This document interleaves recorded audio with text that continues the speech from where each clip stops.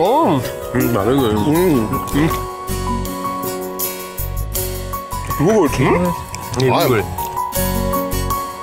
না ঠিক ও অদ্ভুত স্ট্রেঞ্জ মেয়ে তুই একটা অমৃত যোগ বুঝিস অথচ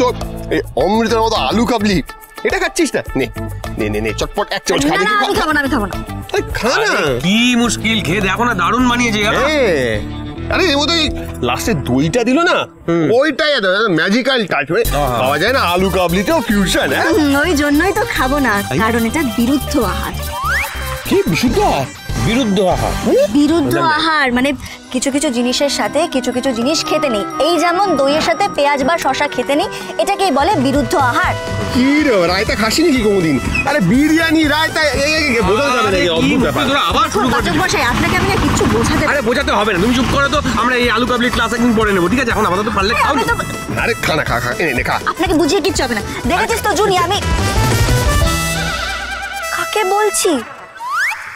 জুনি তোকে তো আমি বিরুদ্ধ হওয়ার বিষয়টা বুঝিয়েছিলাম ঋতু তো গোল্লায় গেছে তুইও খাচ্ছিস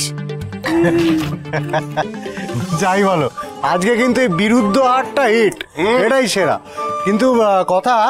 বলছি এখানে তো কোনো লোকজন নেই পুরো ফাঁকা ফাঁকা তো সেই তো বিনায়ক স্যার বললো কি জানাম এখানে কি ফেস্টিভ্যাল হচ্ছে কথা জন্য বিনায়ক স্যার এখানে কারফিউ করে এই তো বলা যায় না সেটাই তো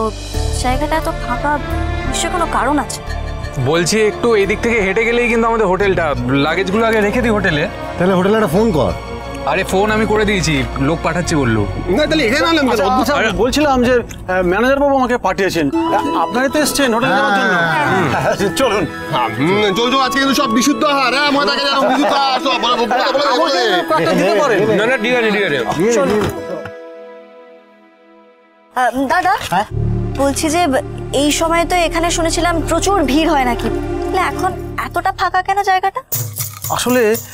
আজ এখানে একটা আশ্চর্য ঘটনা ঘটেছে বুঝলেন আজই একজন বাবাজি এসছে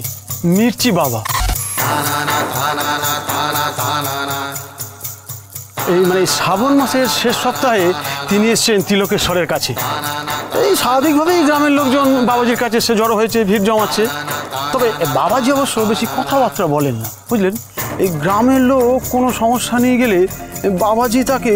হয় একটা লাল লঙ্কা আর নয়তো একটা সবুজ লঙ্কা দিচ্ছে মানে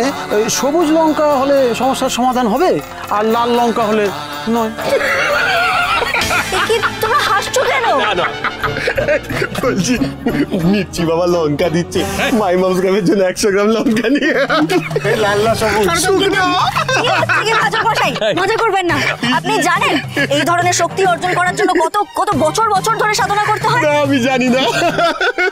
বলছি চিলি চিকেন চুড়েছিলাম চিলি বাবাকে প্রথম শুনলাম চিলি বাবা কি চিল করে কি করবেন না হে মানন্দী তুমি পাপ নিও না তুমি তো জানো পাচক মশাই ঠাকুরে বিশ্বাস করেন না ঠিক আছে এবার চলুন চলুন চিলি বাবা আর বিশুদ্ধ আরে দিদি পুরো একবারে